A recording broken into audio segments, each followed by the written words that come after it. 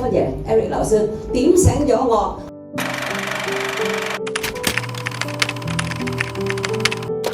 Eric 老師我識咗已經唔經唔覺1年咯，嗬，係咪啊？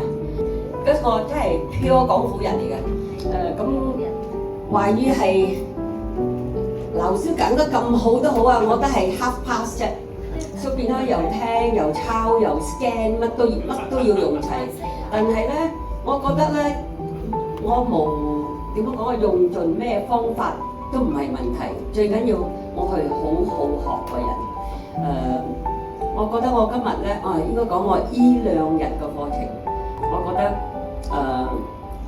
去分享嗰啲嘢咧係好人生啊，好需要到嘅。或者你做生意好啦，你講嘢，你 grow 品牌又好啦，乜都係。我哋去教導嗰啲嘢咧，係根本係我哋日日都要需要嘅嘢，同埋佢最 analyze 到一啲嘢靚咧，就係根本做生意，我哋日日都有高有低，咩風都嚟。所以我覺得呢個 DISC 喎，我真係真咩嘅。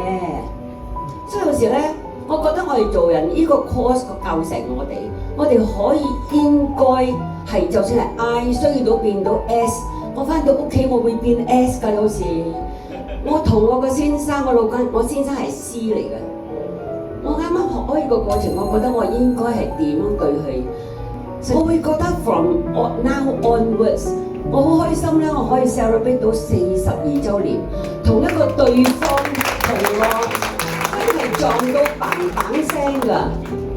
我做咩會可以嗰段婚姻可以 last 到42年，嗰個生意47年？係嗰時心態想我哋呢個過程咧，真係俾我哋咧翻到去對員工好，對屋企人好，對女對仔都好啦，係咪？我都學咗好多嘢，好多謝Eric 老師咧，俾我直到70歲啦，我70歲咗㗎嚇。Life is a journey， 你未到你個 destination， 我哋 destination 係走開之後啊，嗰個係我哋個 destination。As long as you live, you have to keep learning， 真係嘅。對我哋嚟講咧，係我哋人生最驕傲咧，就係You leave something great behind. Footprints that people say， 我曾經好想學去行過嗰條路，咁樣咧你就係成功㗎啦。